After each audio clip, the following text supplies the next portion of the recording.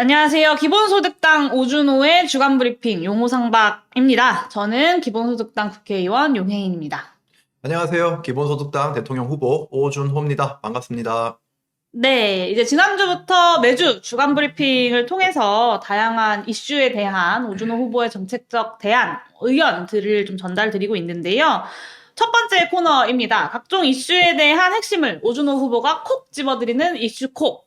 오늘은 거대 양당 간의 대선 후보 토론회, 그리고 거대 양당 부동산 공급 정책, 그리고 가산자산 공약에 대해서 다뤄보도록 하겠습니다. 이재명, 윤석열 후보의 양자 간 토론회가 설 연휴를 앞두고 열릴 예정이라고 합니다. 오준호 후보님께서 특히 이재명 후보에게 우리 기본소득 가지고 토론 좀 하자 이런 제안들도 많이 해오셨는데 윤석열 후보하고만 토론한다네요? 이재명 후보와 윤석열 후보가 깐부다. 이거를 확인시켜 준 거라고 생각합니다. 사실 부동산 정책, 조세 감면 정책 비슷비슷해 왔고, 그렇지만 저는 이 문제를 이 토론에 오준호를 안 끼워주면 안 돼. 이렇다기보다는 사실 언론이 선거 국면에서 후보들의 다양한 어떤 정책이나 공약을 최소한으로 이 정도는 보도한다라고 하는 기준조차도 지금 없는 것을 보여줬다. 사실 이전까지도 계속 언론은 거대 양당 후보들에게만 보도를 집중해 왔고, 이번 토론회는 좀 그 연장선에 있다라고 생각이 듭니다. 저는 좀 이렇게 된 배경에 언론사하고 정당 사이에 좀 유착이 의심된다. 이렇게 봅니다.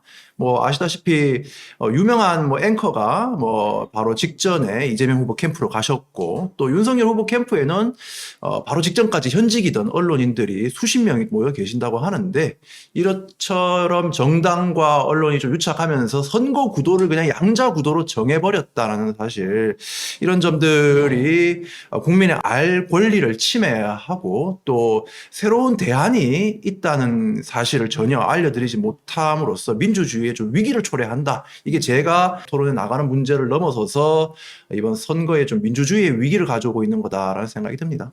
네, 이 언론의 문제, 언론의 불공정한 문제를 좀 지적을 해주셨어요. 그러니까 TV 토론뿐만 아니라 사실은 보도에서도 언론들의 불공정함을 온몸으로 좀 느끼고 맞아요. 계실 것 같아요. 예. 그러니까 심지어는 진보 언론이라고 불리는 한겨레나 경향에서조차도 이제 진보 정당의 4선 중진 의원인 심상정 후보도 잘 다뤄주지도 않기도 하고, 예. 그리고 심지어 후보자들 양당 간의 토론만 할 것이 아니라 늘려야 된다라고 얘기하면서 심상정 후보, 안철수 후보까지 4자 토론만 또 이야기하고 있기도 하거든요. 이런 행태들도 좀 답답하실 것 같아요. 예, 제가 기자회견에서 한번 비판하기도 했는데, 한겨레 신문이 사설에서 그런 이야기를 했죠. 한 4자 토론이 돼야 바람직하다. 그런데 왜 5자도 6자도 아니고 4자까지는 바람직한 것인지도 근거가 없고, 또 저 기본소득당 오준호를 빼도 되는 이유가 무엇인지 설명도 없어서 이런 식의 설명은 좀 유감이다 생각이 들고요. 이것이야말로 내로남불이 아닌가라는 맞습니다. 진보 언론이라면은 이런 어떤 구도 속에서 언론이 최소한 우리는 이런 기준을 가지고 모든 후보들에 대해서 최소한 이 정도는 보도하겠다, 기준을 밝히고 그러지 못한 언론을 질타해야 마땅하지 않나라는 생각이 들어요. 그렇다면 양당 간의 토론회가 아니라 이런 토론회를 하자라고 방송사에 좀 오히려 역으로 제안하고 싶은 토론회 기획이 있다면요? 선관위와 방송사가 최소한 한 번 이상은 출마한 모든 후보의 다자 토론회를 해야 된다. 그래서 이 거대 정당 후보들이 갖고 있는 어떤 정책의 약점도 국민들이 볼 수 있어야 된다. 그리고 더 나아가 의제별로 예를 들어 소득 보장 정책, 기후 정책 이런 식 소수자 정책, 의제별로 후보들을 좀 묶어서 토론회를 진행할 수도 있을 거다. 특히 저는 기본소득을 주장하니까요.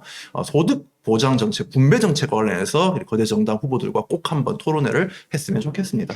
사실 이제 대통령 후보 기탁금이 어마어마하잖아요. 네네.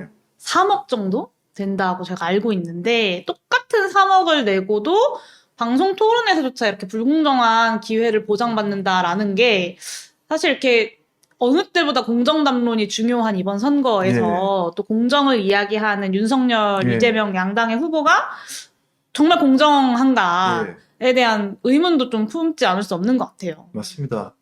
넷플릭스에 그런 영화가 있거든요. Don't Look Up이라고. 혜성이 떨어지는데 정치권이 하늘을 보지 말라고 그래요. 그리고 자기들끼리만 싸워요. 그러니까 지금 이제 양당 후보들이 싸우는 거 보면은 기후위기나 불평등이 엄청난 중요한 과제들이 있는데 이런 과제는 다 빼고 그냥 의혹 공방만 하고 있다는 거죠. 정말 중요한 거를 보지 못하게 만드는 선거구도다. 또 언론이 그런데 일조를 하고 있다. 문제의식이 있습니다. 네, 이제 부동산 공급 정책으로 좀 넘어가 볼까 합니다. 이제 뭐 오늘 이제 송영길 대표의 사과에서도 부동산 정책이 좀 언급되기도 했고, 민주당의 의원들이 각종 언론에 나와서 이제 부동산 정책에 대한 예. 충분히 사과해야 된다, 뭐 이런 얘기들을 하시던데, 둘 다, 그러니까 이재명 후보, 윤석열 후보 둘 다 이제 공급 중심의 정책을 다시 이제 꺼내 들고 있어요. 그래서 이재명 후보는 23일에 문재인 정부의 부동산 정책은 실패했다라고 인정을 하면서 311만 호를 공급하겠다라고 이야기를 했고, 윤석열 후보는 250만 호 공급을 약속하고 있거든요. 그러면서 이제 앞다퉈서 누가 더 많이 하냐를 경쟁하면서 상대방한테는 저 호수를 공급하는 건 실현 불가능하다라고 비난하고 있거든요. 이거 좀 어떻게 보시나요? 묻고 따블로 가. 이거 아니겠습니까? 예, 250만 원? 나는 60만 원 더 합쳐서 311만 원으로 가겠어. 도박판 같은 상황이 되고 있습니다. 공급 폭탄, 뭐 대출 완화, 세금 인하, 뭐 두 후보의 부동산 정책 기조가 너무 비슷해서 여기서도 거의 단일화를 이룬 것 같다라고 보고요. 물론 일반론적으로 공급 정책이 불필요하다 이렇게 할 수는 없겠지만 지금 우리의 부동산 문제가 공급으로 풀 수 있느냐 저는 회의적입니다. 사실 문재인 정부 때 공급량은 이명박, 박근혜 정부보다도 더 많았고 서울 부동산 공급량은 획기적으로 사실 많았습니다. 그런데도 가격이 계속 뛰었는데 두 후보가 이렇게 공급을 하면 가격도 함께 오를 경우에 이를 어떻게 대비할 것인지도 좀 걱정이고요. 그리고 집값은 어떻게 잡는다 하더라도 이런 엄청난 공급 폭탄은 반드시 부작용을 가져올 수도 있을 텐데 사실 두 후보 모두 수도권에다가 집중해서 공급하겠다고 하고 있어요. 용적률을 엄청나게 높여서 집을 짓겠다고 하는데 그러면 안 그래도 과밀한 수도권이 거의 벌집이 된다. 교통, 환경 이런 데 아주 지옥이 펼쳐질 수 있다는 우려가 있고 또 하나 중요한 문제는 지금 집값이 좀 하락세인데 이재명 후보의 경우에 LTV를 거의 90%까지 올려주고 뭐 주택에 한해서 윤석열 후보는 뭐 80% 지금 이제 70%인 것을 이렇게 올려준다고 하는데 만약 집값이 하락되면 이분들이 빚더미에 앉을 수도 있고 집도 날아갈 수도 있고 그래서 2008년에 이제 글로벌 금융위기 같은 것이 생길 수도 있는 거죠. 또 이러한 분양된 공급이 제대로 안 팔릴 경우에 금융권도 위기가 온다. 이런 여러 가지 부작용을 전혀 생각하지 않고 지금 막 공급을 쏟아붓고 있어서 매우 좀 우려가 됩니다. 이 공급이 답이 아니다. 이런 공급 일반도의 정책이 답이 아니다라고 한다면 결국에는 이제 부동산 불평등 문제를 공급이 아니라 어떻게 풀 것이냐에 예. 대한 답을 이제 내놓아야 할 것 같은데요. 의원실에서 같이 일하면서 예. 기본소득당에서 기본소득 토지세를 비롯해서 여러 가지 부동산 정책들을 좀 제시를 해왔잖아요. 이것에 대해서 핵심을 좀 다시 짚어주신다면? 예. 뭐 저희 부동산 정책은 뭐 한마디로 토지에서 나오는 이익을 함께 나누자 이것인데 크게 뭐 세 가지를 얘기할 수 있습니다. 첫 번째는 토지 보유세, 두 번째는 토지 배당 형태의 기본소득, 세 번째는 이제 공공 임대부 주택 공급 이 방식인데 토지 보유세가 일단 제일 중요합니다. 토지 보유세를 제대로 매겨야 지가가 이제 하향 안정화가 될 수가 있죠. 현재 종부세 같은 좀 핀셋 증세로는 한계가 있기 때문에 토지 보유세 방식으로 토지를 소유하면 그에 따른 당연한 부담을 진다. 이렇게 만들어야만 하고요. 그 다음에 그 토지 보유세의 세수를 토지 배당 기본소득으로 나눠준다. 그래서 무주택자를 포함한 저가주택 소유자까지 대부분의 국민들이 이익을 보게 해서 이 제도의 어떤 지속 가능성을 높일 생각입니다. 세 번째로 이렇게 집값이 하향 안정화되면 공급 정책도 의미가 있는데 공공이 토지를 소유하고 대신 주택만 분양하는 토지 임대부 주택 분양과 또 그렇게 분양된 집을 팔 때는 공공에 환매하는 방식을 통해서 질 좋은 공유주택들을 공급하고요. 이 방식으로 해야 주거 기준을 좀 상향한 다양한 임대주택도 함께 공급할 수가 있다고 생각합니다. 네, 한편으로는 이 오준호 후보의 공약에 대해서 이 토지공유부 주장이 이제 토지의 사유와 혹은 이제 부동산 개인의 사적 소유 자체를 부정하는 것이 아니냐라는 질문도 많이 받으실 것 같아요. 네. 아니면 이제 세금이 올라서 1주택자, 실수요자임에도 불구하고 뭐 피해를 본다거나 아니면 억제가 더 심해질 수 있다고 보기도 하고요. 이에 네. 대해서 후보로서 혹은 토지세, 그러니까 기본소득 토지세를 위반한 사람으로서 예. 답변하신다면?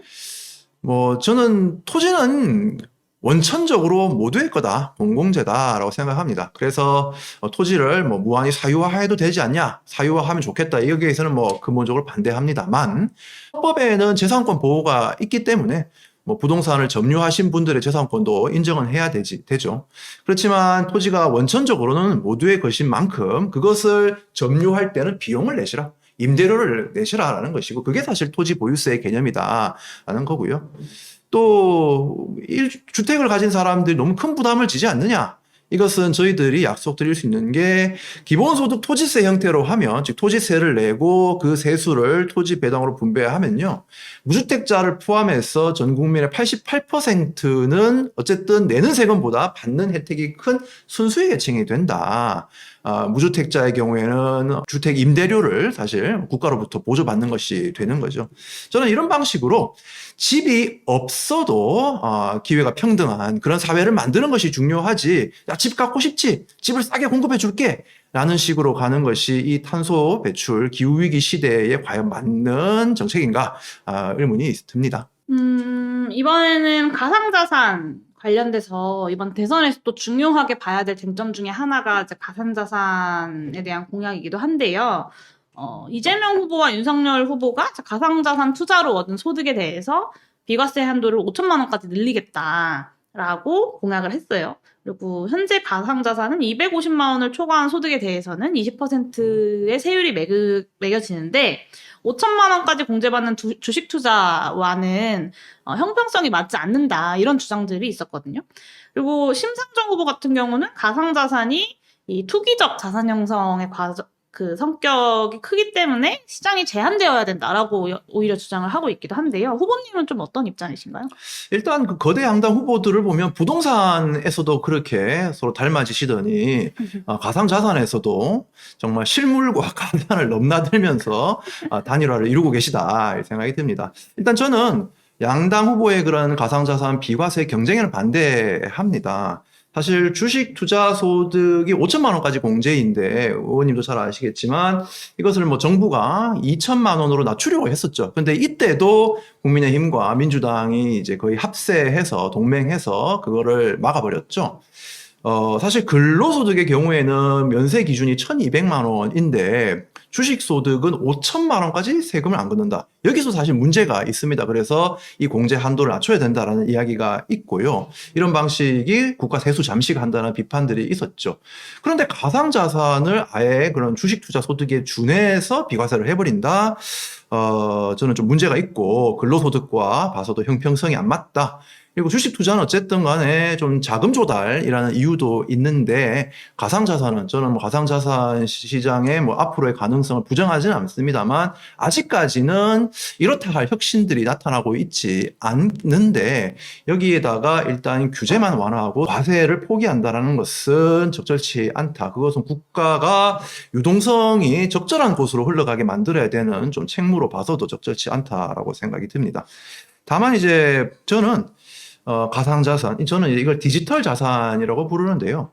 디지털 자산에 대해서 거대 양당 후보들처럼, 야, 이 돈 되니까 그냥 다 달려가자, 이런 거의 골드러시급의 그런 어떤 행동에 대해서도 비판적이지만, 이 새로운 어떤 기술이 가질 수 있는 또 다양한 가능성을 그냥 이거 투기 아니야, 막자라고 하는 것도 좀 상상력이 부족한 거 아닌가라는 생각이 듭니다. 저는 디지털 자산의 등장은 디지털 전환 시대에 나올 수 있는 현상이기 때문에 이 디지털 전환을 보다 부가 공평하게 잘 분배되는 방식으로, 좋은 서비스가 많이 등장하는 방식으로 전환시켜야 되고, 가상자산, 디지털 자산을 그런 면에서 좀 적절히 활용하는 지혜가 필요하다라고 생각합니다. 아무래도 이제 블록체인 관련돼서 이제 책을 쓰시면서 좀 연구를 오랫동안 하셔가지고 또 이 분야에 대해서 잘 아실 것 같아요. 부의 미래라는 책을 네. 쓰셨잖아요. 이 블록체인이나 암호화폐에 대해서 오준호 후보의 공약이 혹시 있을까요? 근데 한번 발표했듯이 토지 이익 다 함께 중에 일부 공약을 블록체인과 연계해서 주장을 했는데요. 이 디지털 자산 혹은 블록체인을 저는 공유부를 늘리는 어떤 쪽으로 쓸 수 있다라는 입장입니다. 저희 이제 공약 중에 한국주택은행을 설립을 해서 공공이 자금을 모아서 그것으로 토지나 부동산을 공공 개발할 때 민간이 참가할 수 있도록 하자라는 내용이 있었는데요. 민간이 참여하면은 소유권은 민간이 갖지 않지만 그 개인 투자자들이 부동산, 공공이 개발한 부동산의 어떤 부동산 임대소득의 일부를 가질 수 있게 하자. 그래서 민간의 유동성을 이 공공으로 가져와서 공공개발을 하자라는 건데, 이때 유동성을 가져오기에 좀 더 수월한 방식으로 이제 블록체인 기반한 그런 디지털 자산을 활용할 수가 있습니다. 디지털 자산은 좀 더 신속하게 잘 거래될 수가 있고, 또 이것을 잘게 쪼개서도 거래가 가능하기 때문에 이런 식으로 진행하면은 좀 더 보다 많은 민간 투자자들이 작은 어떤 자산을 가지고 작은 자본을 가지고 또 투자에 참여해서 공공 자산도 늘어나고 동시에 개인 소득도 늘어나는 방식으로 정책을 구상할 수가 있고요. 이게 한 가지 더 붙일 것은 이 방식이 지금 이재명 후보가 말하고 있는 이른바 부동산 코인하고는 다르다라는 겁니다. 그 얘기하고 싶었어요. 예. 이재명 후보, 뭐 사실 다른 점도 그렇지만 이재명 후보가 보면 정책들이 다 좀 따로 놀아요. 그러니까 뭐 토지 보유세를 이야기하셨다가 뭐 부동산 세금 뭐 감면을 얘기하셨다가 부동산 코인을 이야기하고 하는데 이 정책들이 하나의 철학으로 좀 일관되게 연결이 안 된다. 만약에 이재명 후보가 말씀하시는 그 부동산 코인이 개발 이익을 많이 발생시켜가지고 나눠주자라고 한다면은 그게 부동산 가격 폭등으로 이어질 수가 있습니다. 부동산을 오히려 더 아주 불안정하게 만들 수가 있는 거고요. 만약 그게 아니라 그냥 공공이 개발 이익을 거둬가지고 현금을 그냥 코인으로 만들어 나눠주자라고 한다면은 그것은 그냥 현금의 대체물이기 때문에 어떤 가치 상승 요인이 없어요. 그러면 그것을 산다는 게 의미가 없는 거죠. 현금 가지고 있는 게 나으니까. 그래서 솔직히 이재명 후보의 말씀이 무엇인지 잘 모르겠는데 만약 그게 개발 이익을 민간에 넘기면서 그거를 코인으로 바꾸자고 한다는 것은 저는 완전히 다르다. 저는 오히려 그런 블록체인을 이용해서 공유부를 크게 하면서 개인 소득도 늘릴 수 있다라는 거니까요. 그 좀 전에 말씀하신 거랑 좀 이어져서요. 이 블록체인 하면 이제 탈중앙화 발음이 어렵네요. 탈중앙화가 그 배경에 있는 철학이잖아요. 예, 예. 근데 사실 기본소득이 갖고 있는 이미지가 국가가 걷어서 나눠준다. 그러니까 아무래도 조세 모델이 클 수밖에 없어서 국가의 역할을 강조하니까 이게 좀 서로 대립되는 거 아니냐 네. 이런 시선들도 있는 것 같아요. 여기에 예. 대해서 좀 해명? 의견을 주신다면? 저는 이 블록체인의 탈중앙화, 저도 어렵네요, 발음이. 탈중앙화와 기본소득 철학이 아주 잘 통한다. 진짜 이게 깐부다라고 생각을 하는데, 왜 그러냐 하면, 블록체인의 탈중앙화라고 하는 것은 국가나 거대한 은행의 통제에서 좀 벗어나서 개인들이 어떤 자율성을 가지고 그러면서 협동을 하게 만들자라는 거잖아요. 기본소득도 기존의 전통적인 복지국가 모델에서 좀 벗어나죠. 기존의 전통적인 복지국가 모델이라는 것은 국가가 어떤 인간상을 좀 정해놓고 이것을 유도하기 위해서 뭐 선별 복지를 하고 이제 또 사람들에게 노동을 이끌어내려고 하는 게 기존의 모델이었으면 기본소득은 그러한 조건 없이 모두에게 일정한 소득을 나눠주고 그 위에서 자율적으로 자신들의 가치를 추구하면서 협동을 끌어내보자고 하는 거잖아요. 그래서 저는 오히려 이 기본소득이 개인의 역량을 강화시켜 주려고 하는 이 철학과 공유부의 근거에서 개인의 자율성을 키워주려고 하는 이 철학과 블록체인의 탈중앙화 정신은 잘 맞다 말씀드리고, 기본소득과 블록체인은 앞으로 아주 그런 좋은 협동의 관계들을 모색할 필요가 있는 것 같습니다. 네, 두 번째 코너입니다. 오준호 후보가 다른 대선 후보들의 발언과 정책을 리뷰하는 전지적 후보 시점입니다. 첫 번째 발언은 이재명 후보의 발언인데요. 이재명 후보가 대선에서 지면 자기는 없는 죄로 감옥에 갈 거다라고 얘기를 하셨고요. 여기에 대한 한 줄 평가? 대선 이기려면 기본소득으로 승부하시라. 이렇게 한 말씀 드리겠습니다. 일단 질 수도 있다고 얘기하는 것은 결코 좋은 선거 전략은 아닌 것 같아요. 그래서 이기시려고 하면 뭐 혹은 좋은 성과를 내시려고 하면은 이재명이냐 이재명이 아니냐 이렇게 좀 전선을 만드셔야 되는데, 지금 같은 방식 뭐 이렇게 여러 가지 의혹에나 대응하는 방식으로는 이거 안 된다.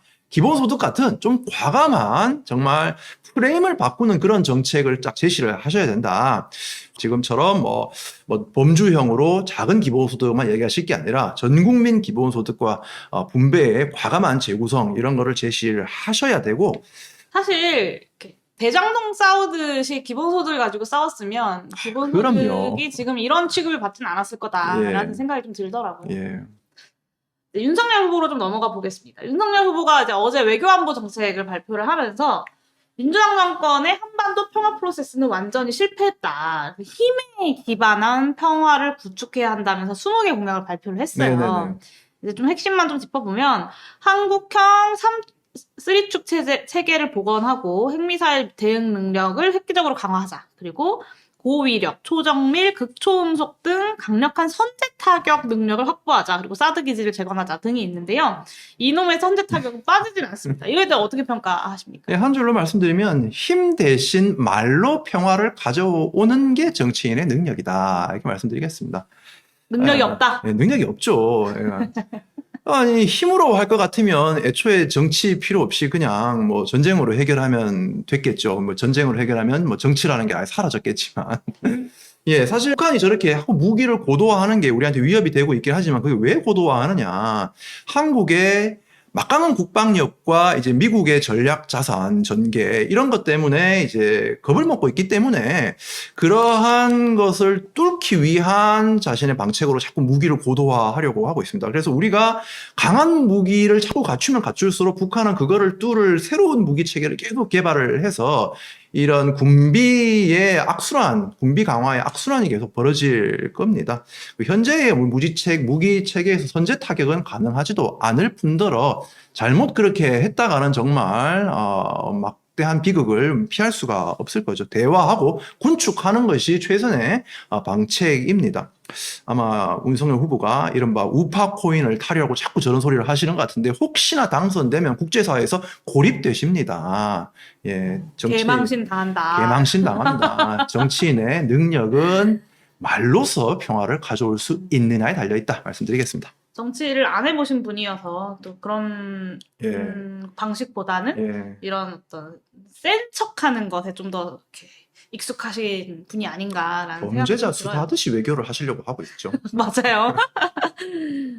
이제 마지막 코너입니다. 마지막 시간은 오준호 후보의 이번 주 선거운동을 짧게 엿보는 스포주의 오준호입니다. 이번 주는 이제 설 연휴가 시작되는 주이기도 한데요. 이번 주에도 일정이 아주 많으십니다. 네. 다양한 일정들이 있습니다.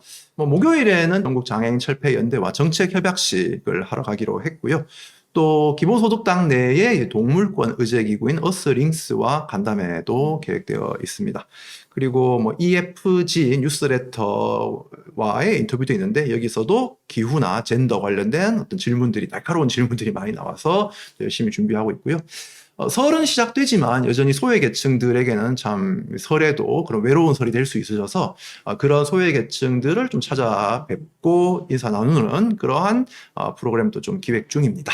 네, 이번 주에 공약 발표도 하신다고요? 맞습니다. 공약 발표로 정치개혁과 관련된 아주 멋있는 공약을 준비 중에 있습니다. 많은 관심 부탁드리겠습니다. 네, 그리고 설 연휴에 이제 이재명, 윤석열 후보의 양자 토론이 만약에 진행이 된다면 아마 이제 26일 날 가처분 신청 결과가 나오는 걸 봐야 할 텐데요. 진행이 된다면 이 두 후보와 토론을 하신다고요? 네, 맞습니다. 저를 안 불러주시면 제가 그분들을 불러내려고요. 제가 그분들을 가상세계로 좀 불러내서, 가상자산 좋아하시니까 가상세계로 불러내서 저와의 토론을 만들어 보이겠습니다. 아주 재밌는 기획이 될 것 같은데요. 한번 기대해 주셨으면 좋겠습니다. 네, 오준호 후보와 이재명, 윤석열 후보 3자가 진행하는 가상토론 컨텐츠가 이 기본소득당 유튜브 채널을 통해서 발행될 예정이니까요. 또 많은 관심 부탁드리도록 하겠습니다.